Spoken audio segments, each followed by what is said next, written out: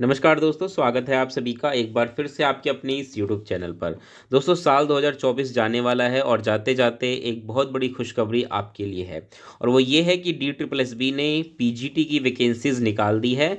और देखिए, ये सिर्फ शुरुआत है। जैसा कि मैंने आपको ये बात पहले बताई थी कि आपको साल 2025 के स्टार्टिंग में ही वैकेंसीज देखने को मिलेगी। अगर आप मेरी पुरानी वीडियोस भी देखेंगे ना, तो उसमें आपको मिल जाएगा। मैंने एक वीडियो बनाई थी कि 8 जनवरी से पहले वैकेंसीज आएगी, और उसका रीज़न भी मैंने दिया था। तो देखिए, ये वैकेंसीज आ गई हैं और आने वाले एक अगला जो एक हफ्ता है बहुत ही महत्वपूर्ण है। आपको बाकी पोस्ट की भी वैकेंसीज देखने को मिलेंगी। ठीक है, चलिए आज हम बात करेंगे सिर्फ पीजीटी की, क्योंकि इसकी वैकेंसीज आ गई हैं। यहाँ पे दो महत्वपूर्ण बातें हैं जो मैं आपको बता दूं शुरू में ही। एक तो एज लिमिट में चेंज किया गया है, और दूसरा एलिजिबिलिटी में भी चेंज कर दिया गया है। ये दोनों बातें मैं आपको यहाँ पे बताऊंगा। मतलब सीधा सीधा आपको बता दूंगा कि क्या चेंजेस हुए हैं। लेकिन हाँ, ये जो चेंज है ये मैं कहूँगा कि सही नहीं है। ठीक है। तो जैसा कि अगर मैं बात करूँ इस नोटिफिकेशन की, आप देख सकते हैं ये 30 दिसंबर की डेट में है, लेकिन वेबसाइट पर ये आज 31 दिसंबर को ये पब्लिश किया गया है। इंपॉर्टेंट बात समझ लीजिए क्या है कि 16 जनवरी से इसका एप्लीकेशन स्टार्ट हो जाएगा, और 14 फरवरी तक जो है इसका एप्लीकेशन लिया जाएगा। आप इसका एप्लीकेशन जो डीएसएसबी की ऑफिशियल वेबसाइट है वहाँ से जाकर कर सकते हैं। अब देखिए, पोस्ट वाइज वैकेंसीज हैं। आपको पता होगा पीजीटी जो होती है, मेल फीमेल अलग अलग वैकेंसीज आती है। इसी तरीके से टीजीटी की भी आती है। तो मेल फीमेल आप देख सकते हैं, और category UR, OBC, SC, ST, EWS, और फिर टोटल, और उसके बाद पीडब्ल्यूडी। पीडब्ल्यूडी का इंक्लूडेड है इसमें वैकेंसी, ध्यान रखिएगा। तो इसमें पीजीटी अगर मैं बात करूँ मेल की और फीमेल की, तो इस प्रकार से वैकेंसीज आपको देखने को मिलेंगी। इसी प्रकार से सभी पोस्ट की वैकेंसीज आप देख सकते हैं। जो मेन पोस्ट है इसमें पीजीटी हिंदी की वैकेंसीज आई है, पीजीटी मैथ्स की आई है। ठीक है। अब यहाँ पे देखिए लिखा है no requisition receive till date. इसका मतलब क्या है? इसका मतलब ये है कि जैसे हम जानते हैं ये वैकेंसीज डीओई में है, लेकिन न्यू दिल्ली म्यूनसिपल कॉरपोरेशन जो कि एक दिल्ली में ही स्थित एक नगर निगम है, उसमें ये वैकेंसीज नहीं आई है, क्योंकि कोई रिक्वेजिशन नहीं आया डिपार्टमेंट की तरफ से। ठीक है। लेकिन जो ये वैकेंसीज मैं आपको बता रहा हूँ, ये डायरेक्टोरेट ऑफ एजुकेशन में है, यानी कि सीधी बात कहूँ तो दिल्ली सरकार के जो स्कूल होते हैं उनमें ये वैकेंसीज आई है। इसके अलावा मैथ्स के बाद फिर फिजिक्स जो है, इस पे भी वैकेंसीज आपको देखने को मिलेगी। इसी प्रकार से केमिस्ट्री, बायोलॉजी, इन पर भी वैकेंसीज आई हैं। इसके अलावा इकोनॉमिक्स और कॉमर्स, इनमें भी वैकेंसीज आई हैं। आगे हम बात करें तो हिस्ट्री, जियोग्राफी, इन पोस्ट पर भी वैकेंसीज हैं।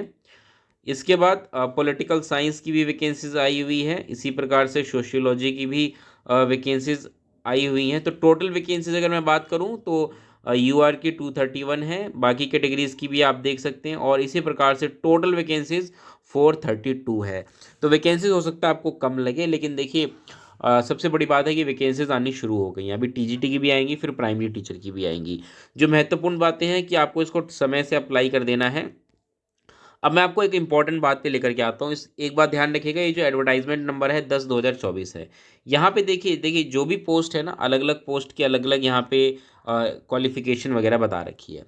मैं सिर्फ एक पोस्ट की बात करता हूँ और चीज़ें आपको समझा देता हूँ, और बाकी चीज़ों पर भी ये एप्लीकेबल है। देखिए, यहाँ पर जो ये नोटिफिकेशन है ना, इसमें दो चीज़ों में परिवर्तन कर दिया गया। एक तो एज लिमिट, और दूसरा जो है ये इसेंशियल क्वालिफिकेशन। अब देखिए, हो सकता है कि भाई ये कोई इनका टाइपिंग एरर हो गया, कुछ हो गया, ये वो तो हम बाद में देखेंगे। टाइपिंग एरर तो नहीं है, क्योंकि ये सभी पोस्ट में है। ठीक है। अगर भी मैं आपको पिछले साल की भी एक एडवर्टाइजमेंट दिखाऊंगा जो पीजीटी की थी, उसमें और इसमें जब आप अंतर देखेंगे तो आपको चीज़ें समझ में आएंगी। देखिए, अगर मैं बात करूँ इस पोस्ट की, तो ये है टीजीटी हिंदी मेल। अब यहाँ पे अगर आप इसेंशियल क्वालिफिकेशन देखेंगे ना, तो इसमें master degree in Hindi from a recognised university institution with at least 50% marks in aggregate और इक्विवेलेंट ग्रेड। ठीक है, ये होना चाहिए। या फिर आपके पास जो दूसरा इसेंशियल क्वालिफिकेशन है वो है बीएड। ठीक है। अब यहाँ पर अगर आप देखें तो एक चीज़ है, पहले क्या हुआ करता था, मैं आपको दिखाता हूँ अभी। ये देखिए मेरे पास जो ये एक एडवर्टाइजमेंट नंबर है 7/2023, ये 22 दिसंबर 2023 की डेट में है। पिछले साल की ये वैकेंसीज़ हैं। इसमें अगर मैं आपको एक चीज़ें दिखाने की कोशिश करता हूँ, तब आपको चीज़ें बेहतर तरीके से समझ में आएंगी। देखिए, आप देखिए यहाँ पर भी जो ये मैंने पोस्ट ली है, ये टीजीटी हिंदी मेल की है। अगर आप देखेंगे तो इसमें क्या क्या रखा है, ध्यान से सुनिए। इसमें जो क्वालिफिकेशन थी वो थी मास्टर डिग्री और it's equivalent oriented degree in the case of PGT Hindi in the subject concern from any recognised university. मतलब आपके पास एमए होना चाहिए। और दूसरी जो क्वालिफिकेशन थी डिग्री इन एजुकेशन, यानी कि वही डिग्री इन एजुकेशन का मतलब बीएड होता है यहाँ पर, ठीक है। अब होता क्या था कि जो ये जो दूसरी वाली क्वालिफिकेशन है ना, इसमें थोड़ा सा रिलैक्सेशन दिया जाता है। रिलैक्सेशन किनको दिया जाता है, ध्यान से सुनिए। पहला, having obtained PhD degree in the subject concerned from recognized university or institution.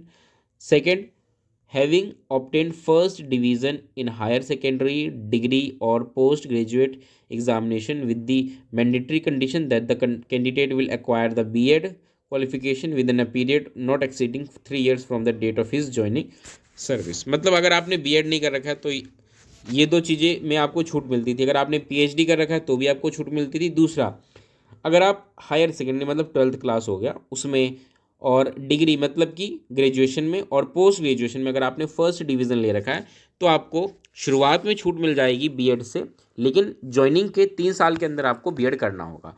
ये थोड़ी सी राहत दी जाती थी। लेकिन अगर आप देखें जो इस बार का एडवर्टाइजमेंट है, इस बार के एडवर्टाइजमेंट में देख लीजिए आप, इसमें आपको साफ साफ नज़र आ जाएगा कि भाई यहाँ पर अगर आप देखेंगे ना, ये तो यहाँ पे देखिए बीएड कह दिया गया है, लेकिन जो रिलैक्सेशन दी जाती थी वो नहीं दी गई है।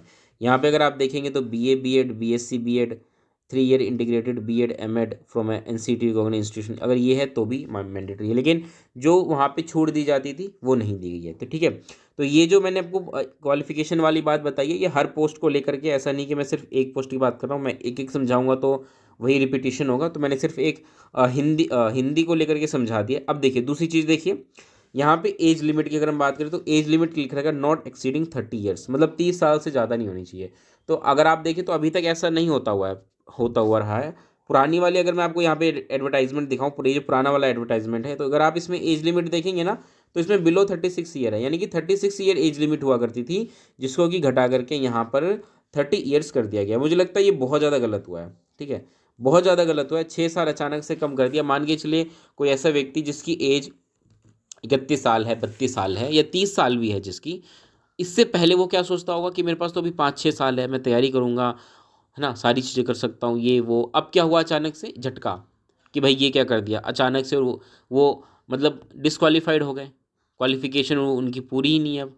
तो ये मेरे हिसाब से बहुत ज़्यादा गलत हुआ है। जो एज लिमिट घटा दी गई है वो नहीं होनी चाहिए थी। अगर ये बाय मिस्टेक हुआ है तो थोड़ा सा देखना चाहिए, लेकिन हाँ अगर ये इन्होंने जानबूझ के किया है तो थोड़ा सा इनको कंसिडर करने की ज़रूरत है। लेकिन मैं कहूँगा कि ये चीज़ें बहुत गलत हुई हैं। तो ये दो महत्वपूर्ण बदलाव मुझे पसंद नहीं आए हैं, और मैं चाहूँगा कि आप भी अपने विचार कमेंट बॉक्स में रखिए कि आपको क्या लगता है कि ये परिवर्तन जो हुए हैं क्या ये सही है। ये चीज़ें बहुत निराशाजनक रही हैं, मैं कहूँगा इस वैकेंसीज़ को लेकर के। लेकिन जो अच्छी बात है कि वैकेंसीज़ आनी शुरू हो गई हैं। अब इस वैकेंसी के अकॉर्डिंग जिनकी एज 30 साल तक की है वो तो भाई अपना तैयारी करिए, उनके लिए अच्छी बात है।